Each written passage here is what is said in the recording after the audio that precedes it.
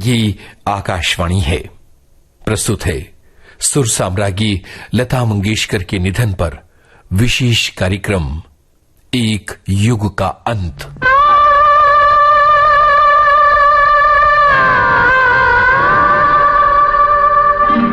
रविवार 6 जनवरी का दिन संगीत की दुनिया के लिए एक मनहूस दिन बन गया। सुर साम्राज्ञी लता मंगेशकर की सांसें थम गईं।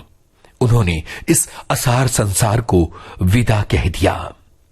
मजरूह सुल्तानपुरी ने लता मंगेशकर के लिए लिखा था, वो ख्यालों के सनम और वो अल्फाज के चांद बेवतन हो गए अपने ही वतन में, जैसे मेरे लफ्जों को जो छू लेती है आवाज तेरी, सरहदें तोड़कर उड़ जाते हैं अशार मेरे।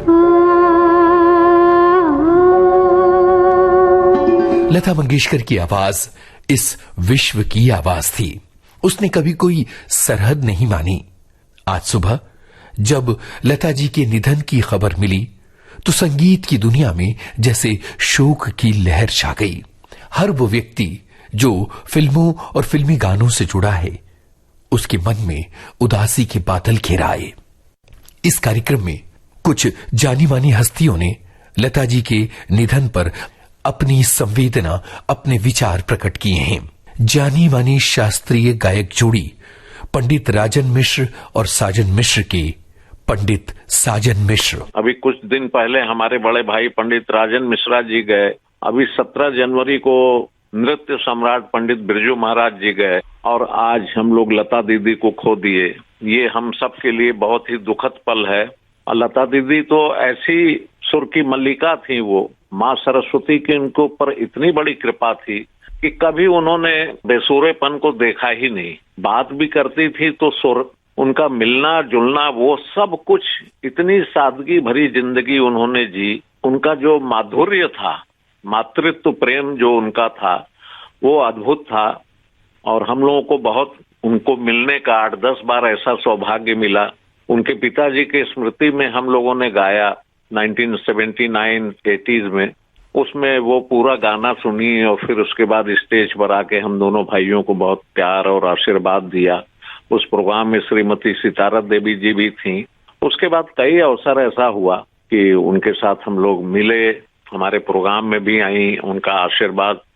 फिर सुर संगम फिल्म 83 में बन रही थी तो उसमें पंडित राजन मिश्रा जी, लता दीदी ने गाया उसमें जाऊं तोरे चरण कमल परवारी, जो कि बहुत ही सुपर डुपर हिट हुआ था वो सॉन्ग उस जमाने में। जाऊं तोरे चरण कमल परवारी, जाऊं तोरे चरण कमल परवारी, ये गाना था। इतना सुंदर माहौल हुआ था। राजन जी ने कहा कि दीदी ये गाना मैं गुरु बन के गा रहा हूँ और आप मेरे शिष्य के रूप में इसको गाएंगी। तो उन्होंने हंस के कहा कि नहीं नहीं, इसमें ऐसी कोई बात नहीं है, आप अच्छे से गाइए और मैं बिल्कुल शिष्योत्व भाव में इस गाने को गाऊंगी। और बड़ा प्यार था उनका, बहुत स्नेह करती थी। तो उनका स्नेह, उनका आशीर्वाद हमेशा रहा। लेकिन उनके जाने का गम बहुत मुश्किल है मिटा पाना। शरीर आया है तो जाएगा ही, लेकिन ऐसे लोग चले जाएंगे तो ये इस धरती का क्या होगा। जानी मानी गायिका शुभा मुदगल ने कहा, आदरणीय लता जी के दुखद निधन का समाचार सुनकर सभी संगीत के विद्यार्थियों की तरह मैं भी बुरी तरह शोकग्रस्त हूँ। कल ही हम सबने वसंत पंचमी के अवसर पर माँ सरस्वती से ये प्रार्थना की थी कि हमें स्वर, ताल, लय, भाव का वरदान दें। और इस सफल साधना का एक प्रतीक, जीता जागता प्रतीक, हमारी लता जी आज हमारे बीच से चली गई हैं। यद्यपि मैंने कभी उनसे स्वयं कभी बात करने का अवसर नहीं मिला, हाँ दर्शन उनके अवश्य हुए, लेकिन उनसे बातचीत करने का या उनके साथ फोटो आदि खिंचाने का अवसर मुझे कभी नहीं मिला। यही कह सकती हूँ कि बचपन से उनका अद्भुत स्वर, उनका दिव्य स्वर मेरे हृदय में रहा है और सदैव रहेगा।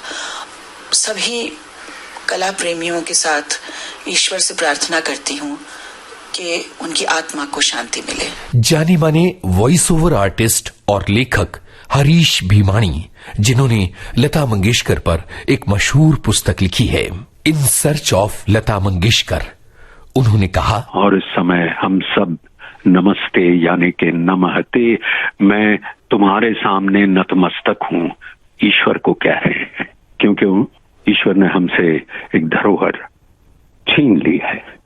लता जी के बारे में संक्षेप में कहना मेरे लिए तो असंभव सा है। देखिए, समय के प्रवाह को, अनंत समय के प्रवाह को हमने दो भागों में विभाजित किया है, ईसा पूर्व और ईसवी सन। और मेरा ये दृढ़ विश्वास है कि हमारे संगीत को, भारतीय संगीत को, या कहिए फिल्म संगीत को, जो कि पॉपुलर, सबसे पॉपुलर संगीत है, जिसमें शास्त्रीय संगीत भी है, भारतीय संगीत के प्रवाह को हम दो भागों में बांट सकते हैं, लता पूर्व एवं लता युग। और आज का दिन लता युग का काला दिन है। शायद कम लोग जानते हों कि लता जी अपनी अंतिम क्षण तक एक छात्रा ही रही। उनमें सीखने की ललक, और वो भी वो सीखने की ललक जिसके लिए उन्हें विश्व की सर्वोच्च गायिका माना गया, देश का सर्वोच्च सम्मान दिया गया, वो सीखने की ललक भी उनमें कम नहीं हुई। तो प्रश्न ये उठता है कि वो सीखती किससे थी? तो जिस तरह मुझे हमेशा याद आता है, मैंने उनसे कहा भी था, जब पिछली बार मुझे 2.5 महीने हुए उनसे मिले हुए, कोई 1.5 घंटा बैठ के बतियाती थी, मैंने कहा आपको देखकर मैं जब से आपसे मिला हूं, जो कि 1978 में मैंने उनका पहला कॉन्सर्ट किया, मुझे शेक्सपियर ने हैमलेट द्वारा कहे शब्द याद आते हैं। हैमलेट ने कलाकारों से कहा था कि तुम्हारा सर्वश्रेष्ठ गुरु तुम स्वयं हो, let your discretion be your tutor. और लता जी सीखती रही तो अपने आप से, अपनी त्रुटियों से। मुझे याद है जब मैं उनके कमरे में मैंने प्रवेश किया तो मैंने देखा तो वो बड़े से टीवी पर एक क्राइम शो देख रही थी। तो मैं अनायास ही कह बैठा कि मैंने कहा ये क्या, आप क्राइम शो देखती हैं, बहुत बुरे विचार होते हैं, बुरी बुरी चीजें दिखाते हैं। मैंने कहा आप लता मंगेशकर के गाने क्यों नहीं देखती, बहुत अच्छा गाती हैं वो। तो वो मुस्कुराई ही नहीं, वरना हंसने का और हंसाने का बड़ा शौक था उन्हें। कहती हैं यही तो मुश्किल है हरीश जी, आप तो जानते हैं मुझे अपने गाने सुनने से आज भी डर लगता है। मैंने कहा अब डर काहे का, मैं समझ सकता हूँ कि रिकॉर्डिंग के बाद आप अपना गाना नहीं सुनती थी, आप अवॉइड करती थी कि फिर मुझे इसमें कोई त्रुटि दिखेगी। कहा मुझे तो आज तक दिखती है, और फिर मैं निराश हो जाती हूँ कि क्यों मैंने ये ठीक से नहीं गाया। मुझसे उन्होंने 2-1 बार कहा था जब ये उनकी जीवनी लिखी जा रही थी, और उनको पता भी नहीं था कि लिखी जा रही है, क्योंकि कोई इंटरव्यूज नहीं होते थे, बस यूं बातों बातों से। और 141-42 कॉन्सर्ट की एंकरिंग करते हुए जो भी निपजता था, उस पर आधारित और रिसर्च पर आधारित पुस्तक है। तो वो कहती थी कि हरीश जी अभी मेरा इंटरव्यू किया और फिर वही सवाल पूछा कि आपकी कामयाबी का राज क्या है। अब मैं क्या जवाब दूं? मैंने कहा अवश्य दीजिए, मैं भी जानना चाहता हूं। तो उन्होंने कहा मैं क्या कहूं, एक बार आपने ठान ली कि मुझे ये वस्तु, ये चीज चाहिए, तो बस पीछे पड़ जाओ, मिले कैसे नहीं। सादा से वाक्य में उनके जीवन का रहस्य छिपा हुआ है। तो मुझे उनको देख के ये भी हमेशा पंक्तियां याद आती थी कि हार में न जीत में, किंचित नहीं भयभीत में, संघर्ष पथ में जो मिले ये भी सही वो भी सही। आशा करता हूं सबकी ओर से ईश्वर उनकी आत्मा को शांति दे। कैसे शब्द हैं, कल तक थी आज नहीं है, यही है जिंदगी, हमें पता नहीं है हम कहाँ जाना है, ये ना जानते हुए भी जिए जा रहे हैं।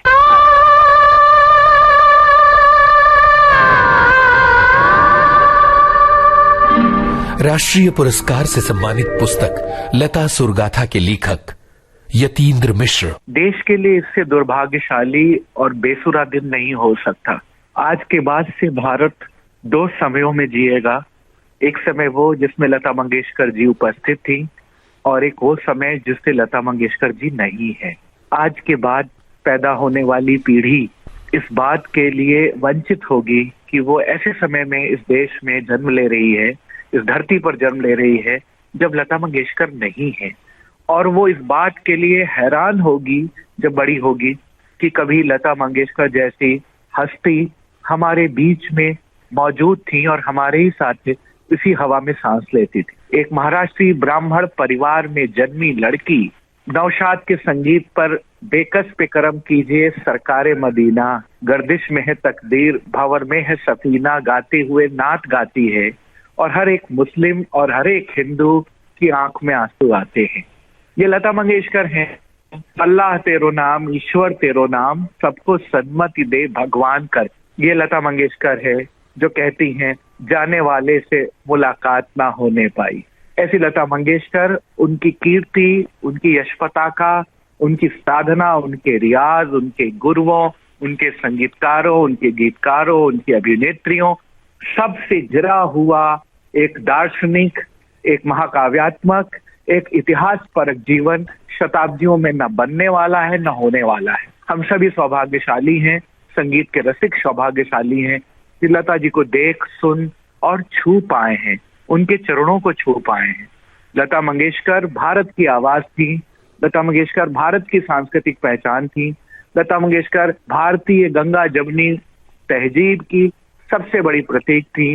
लता मंगेशकर सरस्वती का रूपक थी, और लता मंगेशकर वो थी जिनके होने के बाद ये समझ में आता है कि किसी शताब्दी में अगर तानसेन, बैजू बावरा, मीराबाई जैसे लोग रहे होंगे तो जरूर हुए होंगे, क्योंकि हमारे समय की मीरा, हमारे समय की तानसेन, हमारे समय की बैजू बावरा, हमारे समय की चैतन्य महाप्रभु हमारे बीच में उपस्थित थी।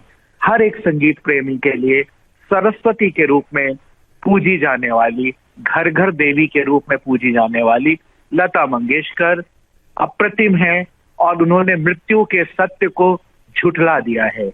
कभी भी जब तक ये धरती, ये समाज, ये मानवीयता, ये मानव जाति रहेगी, लता मंगेशकर सूरज, चांद, सितारे की तरह चमकती रहेगी। जानी मानी संगीतकार जोड़ी दिलीप सेन समीर सेन के दिलीप सेन। मैं यही कहूंगा कि लता दीदी का मतलब सिर्फ मुझे ही नहीं, हमारी 3 पीढ़ियों को प्यार मिला और आशीर्वाद मिला। सबसे पहले मेरे पिताजी की पहली फिल्म थी शौकियां, केदार शर्मा जी की, वहां से लता दीदी का हमारा साथ शुरू हुआ।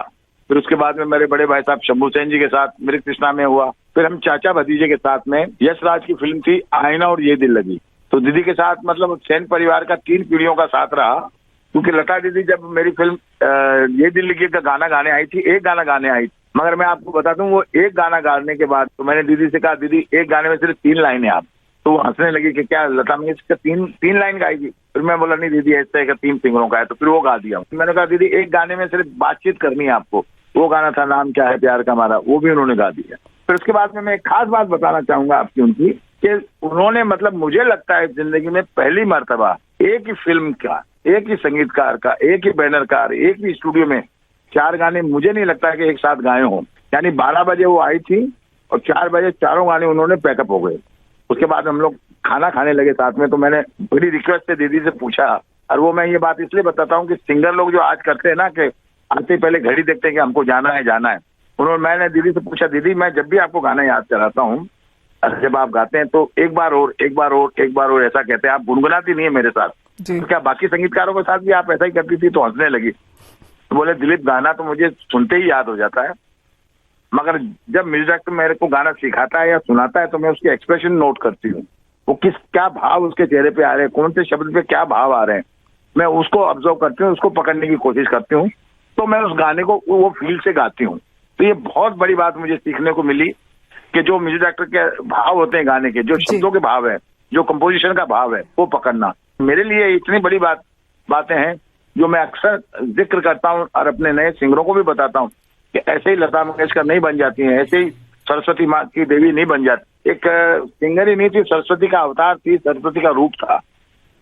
तो हम हमेशा उनको सरस्वती माँ के रूप में ही देखते थे जी, क्योंकि वो जिस गाने को गुनगुना देती थी वो गाना अपने आप में हिट हो जाता था। आप ये देखिए कि मुझ जैसे नए कलाकार की पहली फिल्म थी मेरी आईना।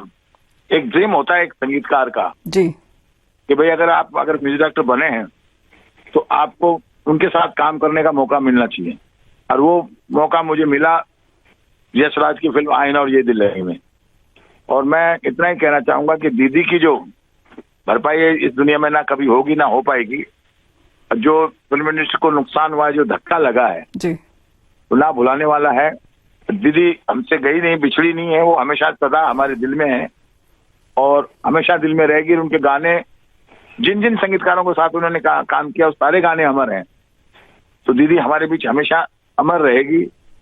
बाकी उनके लिए क्या बोलूं, मेरे पास कुछ शब्द ही नहीं है कि क्या कहा जाए, क्योंकि आज का दिन ही ऐसा है जी कि बस आत्मा से यही कहते हैं कि ईश्वर अल्लाह ताला भगवान उनकी आत्मा को शांति दे, उनके परिवार को भी हिम्मत दे, उनके परिवार के साथ साथ हम सब चाहने वालों को भी हिम्मत दे।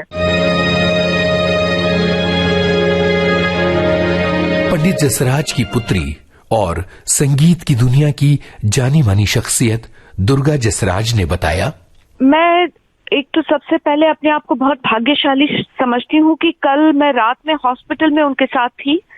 मैंने उनके दर्शन किए और बहुत हैरानी हो रही है क्योंकि मुझे ऐसा लगा कि वो निकल जाएंगी। She was fighting very hard जाने से पहले, और उन्होंने मुझे बुलाया, आशीर्वाद दिया, ऐसा लग रहा है। और एक बात कहूंगी कि लता मंगेशकर जी का जो युग है वो अनंत है, और दीदी की हमें जन्म तारीख पता है कि 28 सितंबर 1929 में उनका जन्म हुआ, लेकिन उनका कोई अंत नहीं है, ये मेरा विश्वास है। और ट्रूली इमॉर्टल अगर कोई है इस जगत में तो वो है सिर्फ और सिर्फ लता मंगेशकर जी। तो कहने के लिए कुछ शब्द नहीं है। बापूजी संगीत मातन पंडित जसराज जी का और उनका बहुत प्यारा रिश्ता, मतलब इतना भाई बहन जैसा रिश्ता रहा है। उनके घर में बचपन से आना जाना रहा है क्योंकि वी शांताराम मेरे नाना थे और मेरी नानी का घर उनके घर के एकदम सामने था। तो मेरा पूरा बचपना छुट्टियों में दीदी के घर में दीदी के साथ बहुत समय बिताया है मैंने, और दोनों तरफ से रिश्ता रहा है, मेरे नाना जी की तरफ से भी और बापूजी संगीत मातन पंडित जसराज जी की तरफ से भी। उनको फोटोग्राफी का बहुत शौक था, तो वो कभी अफ्रीका सफारी जाती थी तो फोटोज क्लिक करती थी, तो हम बच्चों को बिठा के वो फोटोग्राफ दिखाती थी और हमें बहुत खुशी होती थी। उनके घर में एक उनका कमरा है, बहुत, अगर आप सोचे कि उनका कमरा बहुत बड़ा होगा तो बिल्कुल, बल्कि छोटा सा कमरा, लेकिन उनके कमरे के अंदर मंदिर है। और मुझे याद है कि बापूजी जब 16 फरवरी को 2020 में अमेरिका जा रहे थे तो 14 फरवरी को दीदी ने बुलाया और बापूजी और मैं और दीदी ही कमरे में थे। 14 फरवरी मेरा Valentine's day the best 90s club में गुजरा। बापूजी उस वक्त 90 साल के थे, दीदी वो भी 90 की थी। तो मेरी कितनी खुशकिस्मती है, मेरे पे भगवान के कृपा है कि ऐसे लोगों का निवास, ऐसे लोगों के साथ मेरी जिंदगी के अमूल्य क्षण, अनगिनत क्षण मेरे बीते हैं उनके साथ। ये हैं संगीतकार जोड़ी लक्ष्मीकांत प्यारेलाल के लक्ष्मीकांत की बेटी राजेश्वरी लक्ष्मीकांत। मेरा ऐसा मानना है कि लता दीदी के जैसा ना कोई था और ना कोई अब होगा। उन्होंने ऑलमोस्ट 80 इयर्स, मेरे पहले की पीढ़ी और उसके पहले की पीढ़ी, यानी जब मेरे डैडी और प्यारे अंकल बहुत छोटे थे, उनके पहले की पीढ़ी का भी मनोरंजन किया है। तो इससे ज्यादा हम क्या कह सकते हैं उनके लिए। दुख में, सुख में, खुशी में, हर उत्सव में, हर त्योहार में हमने उनके गीत सुने हैं। और उनका जो एक वॉइड, उनकी जो एक कमी अब से आज से बन गई है, वो कभी पूरी नहीं हो पाएगी, मुझे ऐसा लगता है। हमारे इंडियन फिल्म म्यूजिक के क्षेत्र में और बेसिक पूरे म्यूजिक वर्ल्ड में उनके जैसा दोबारा कोई नहीं आएगा। मैं बहुत छोटी थी जब मैं उनको मिली थी, 1 या 2 रिकॉर्डिंग में मैं उनको मिली हूँ, जो मुझे अभी इतना याद नहीं है, लेकिन मैं गई हूँ जरूर डैडी के साथ। एक मुझे लगता है नाम फिल्म का गाना था जो वो गाने के लिए आई थी, और डैडी तो बहुत सारी बातें करते थे उनकी हमसे, जैसे कि वो कहते थे कि जब लता दीदी गाने को आने वाली हो, वो कहते थे गाना पिकअप करना ऐसा होता था कि मुझे ऐसा लगता था कि मैं किसी आईने के सामने बैठा हूँ। मतलब मैं जैसा चाहता हूँ वैसा या उससे बेहतर लता दीदी मुझे रेसिप्रोकेट करके गा के मेरा ही गीत बता। और मुझे, मेरी मम्मी को, हम सबको ऐसा लगता है कि जैसा मेरे डैडी उस गीत को गाते थे, आइडेंटिकल लता दीदी वैसा ही गाती थी। तो मतलब इसमें डैड के पास भी कहने के लिए कुछ नहीं रहता था। वो अगर 100% चाहते थे तो लता दीदी उनको 200% गा कर देती थी उसका रिजल्ट। वो तो हम सबके सामने है ही। उन्होंने मुझे लगता है ऑलमोस्ट 1000 गीत गाए हैं डैडी और प्यारे अंकल के लिए। आई थिंक ये सबसे लंबा एसोसिएशन रहा है किसी भी गायिका का भी संगीतकार के साथ, जो उनका डैडी और प्यारे अंकल के साथ रहा। इससे लंबा एसोसिएशन मुझे नहीं लगता उनका किसी और संगीतकार के साथ भी रहा। ऑलमोस्ट 35 साल, मतलब पूरा जो मेरे डैडी का काम करने का जो पूरा टर्म था 35 इयर्स, वो पूरे में लता दीदी उनके साथ ही। One of the most memorable गीत तो एक तो है सत्यम शिवम सुंदरम, और of course song of the millennium जो था मेरे डैड का, एक प्यार का नगमा है। जिंदगी और कुछ भी नहीं, मेरी मेरी कहानी है। जानी मानी गीतकार समीर ने कहा, स्वर की देवी लता मंगेशकर जी जो आज हमारे बीच नहीं है, उनको मैं हृदय से श्रद्धांजलि देता हूं और ईश्वर से प्रार्थना करता हूं कि उनकी आत्मा को शांति दे। मैं बहुत उन चंद भाग्यशाली लोगों में से हूँ जिन्होंने उनका दर्शन किया, उन्होंने मेरे गाने गाए, उन्होंने मुझे आशीर्वाद दिया। ये सदी नहीं, बहुत सारी सदियां लता मंगेशकर को याद करेंगी। वो आज हमारे बीच है या नहीं है, मगर उनकी आवाज सदियों सदियों तक हमारे बीच रहेगी। हमारे ख्याल से कोई ऐसा सम्मान नहीं है जो लता जी को न मिला हो। अब तो ऐसा लगता है कि सम्मान का सम्मान बढ़ता था जो उनको मिलता था। जितना बड़ा काम उन्होंने किया है वो हमारे लिए एक इंस्टीट्यूशन की तरह रही हैं और रहेंगी। आने वाली नस्लें भी उनसे बहुत कुछ सीखेंगी। हमने तो बहुत कुछ सीखा है और वो सीखते रहेंगे। उनसे मैं जब जब मिला तो कभी भी ऐसा महसूस ही नहीं हुआ कि मैं लता मंगेशकर से मिल रहा हूँ।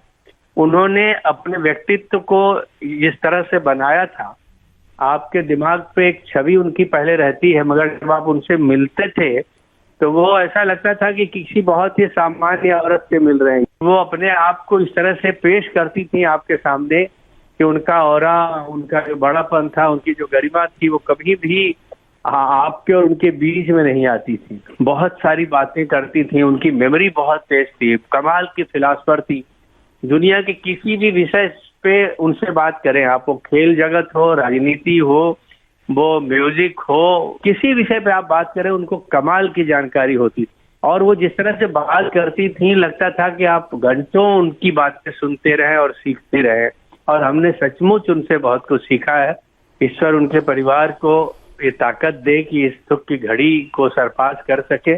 जानी मानी संगीतकार नौशाद की बेटी रहमान नौशाद। लता जी हम आंटी बोलते थे और उनको बचपन से हम उनके सामने बड़े हुए, बहुत प्यार करती थी। और जब हमने पहली फिल्म डायरेक्ट की माय फ्रेंड, तो उसमें उन्होंने 3 गाने गाए, हमको सर पे हाथ रखा हमारे। और दूसरी फिल्म या तीसरी फिल्म डायरेक्ट की हमने तेरी पायल मेरी गीत, तो उसमें भी 3 गाने गाए। लेकिन एक इंसिडेंट है, हम बोलेंगे जो वेरी टचिंग है। जब बॉम्बे लैब में रिकॉर्डिंग पहला गाना रिकॉर्ड हो रहा था तो लिफ्ट बंद हो गई, करंट चला गया। अब वो 2 माले चढ़ के आना, तो नौशाद साहब को मालूम हुआ कि लता जी आई हुई हैं, तो उन्होंने बोला कि वहीं बैठने दो नीचे, जब लिफ्ट चालू होगी तो ऊपर आएंगे। मगर थोड़ी देर में देखा कि लता आंटी पसीने पसीने होके और चढ़ के सीढ़ी चढ़ के ऊपर आई और हाफती हुई। और नौशाद साहब ने कहा कि अरे तुमने ये क्या किया, तुम बैठ जाती वहाँ, बाद में रिकॉर्ड करते हैं। तो कहने लगी बाबा के ये रिकॉर्डिंग है, पहला गाना है, तो मैं कैसे देर में आती। और उसके बाद जब गाना खत्म हुआ तो नौशाद साहब ने हमसे कहा कि तुम जाओ आंटी के पास और जो भी मुआवजा बोले दूसरे से लेके उनको लिफाफे में रख के इनके दे देना। तो उन्होंने कहा, सर पे हाथ रखा, कहा बाबा तुम मेरे बच्चों की तरह हो, मैं तुमसे मुआवजा लूंगी, पैसे लूंगी। तो ये जो है बहुत टचिंग है, हमेशा याद रखेंगे हम। और दूसरी बात ये बोल रहे हैं कि नौशाद साहब का और लता जी का जो रिश्ता था बरसों से, 1947 से या 48 का अंदाज से आखिर तक थे नौशाद साहब जब तक हयात थे। और कितने गाने हिट दिए उन्होंने, नौशाद साहब ने, उन्होंने मिलके दोनों ने। वो इमॉर्टल सॉन्ग है और हमारी दुआ है कि उनकी रूह जो है ऊपर वाला शांति दे उनकी और जन्नत नसीब करे। ये हैं गायक घनश्याम वासवानी। आज बड़ा दुखद दिन है और ये बड़ा अजीब इत्तेफाक है। 15 साल पहले मेरी माताजी का निधन हुआ था इसी दिन 6 फरवरी को, और आज मेरी दूसरी माँ लता जी आज हमारे बीच नहीं है। वैसे हमारे बीच नहीं है कहना भी ठीक नहीं होगा, वो हम सदैव हमारे साथ रहेंगी। उनका संगीत, उनके गीत, गजलें, भजन, डिवोशनल सॉन्ग्स जो भी उन्होंने गाया, क्लासिकल हो। और Lata ji was an institution, और ऐसे इन्होंने पता नहीं कितने संगीतकारों को, गायकों को और सबको प्रेरित किया है, और सदैव उनको हमारे दिल में बसा के रखा है हमने, और सदैव रहेंगी सदियों तक। She was an institution and she was beyond a singer. एक अजीब कशिश थी उनकी आवाज में। I can say it was divine singing. बस मेरा सादर नमन उनको, and may her soul rest in peace. और क्या मैं कहूँ, ओम शांति। प्रोफेसर साहित्य कुमार नाहर ने कहा, निश्चित रूप से यह एक बहुत बड़ी क्षति है हमारे संगीत जगत को।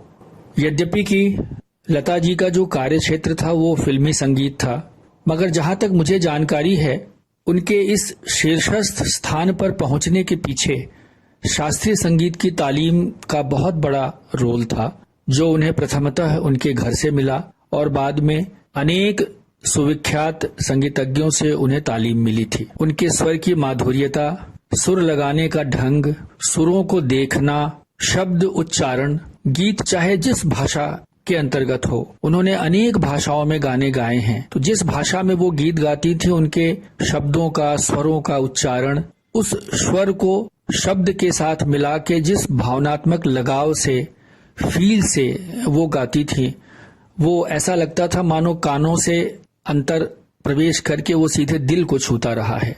मैं अपनी ओर से और राजा मान सिंह तोमर संगीत एवं कला विश्वविद्यालय ग्वालियर परिवार की ओर से हम उन्हें शत शत नमन करते हैं, उनके प्रति श्रद्धा सुमन अर्पित करते हैं। जाने माने निर्देशक कीर्ति कुमार। कल सरस्वती पूजन था, मैं जहाँ वाराणसी में हूँ, मुझे मेरे छोटे भाई गोविंदा जी का फोन आया और उन्होंने बताया कि लता जी नहीं रही। मैं फूट फूट के रोया। भारत की सरस्वती चली गई। ज्यादा कुछ कह नहीं सकता, मैं सिर्फ इतना कहता हूँ, ईश्वर उनकी आत्मा को शांति दे, उनके परिवार को, परम आदरणीय आशा जी को, उषा जी को, हृदयनाथ जी को और सभी घर के सभी सदस्यों को ये दुख सहन करने की शक्ति दे। दुख की चरम सीमा है ये आज का दिन हम लोगों की।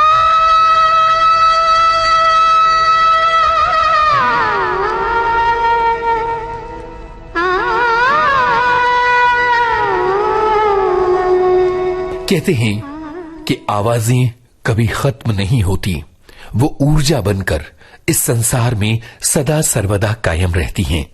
लता जी का स्वर इस संसार में सदा सर्वदा कायम रहेगा। लता जी कहीं नहीं गईं। उनकी देह भले ही इस नश्वर संसार से विदा हो गई हो, पर लता जी का स्वर हमेशा हमेशा कायम रहेगा। हबीब जालिब ने कहा भी है, तेरे मधुर गीतों के सहारे बीते हैं दिन रैन हमारे, तेरी अगर आवाज न होती बुझ जाती जीवन की ज्योति, तेरे सच्चे सुर हैं ऐसे जैसे सूरज चांद सितारे, तेरे मधुर गीतों के सहारे बीते हैं दिन रैन हमारे। लता मंगेशकर को हमारा विनम्र नमन।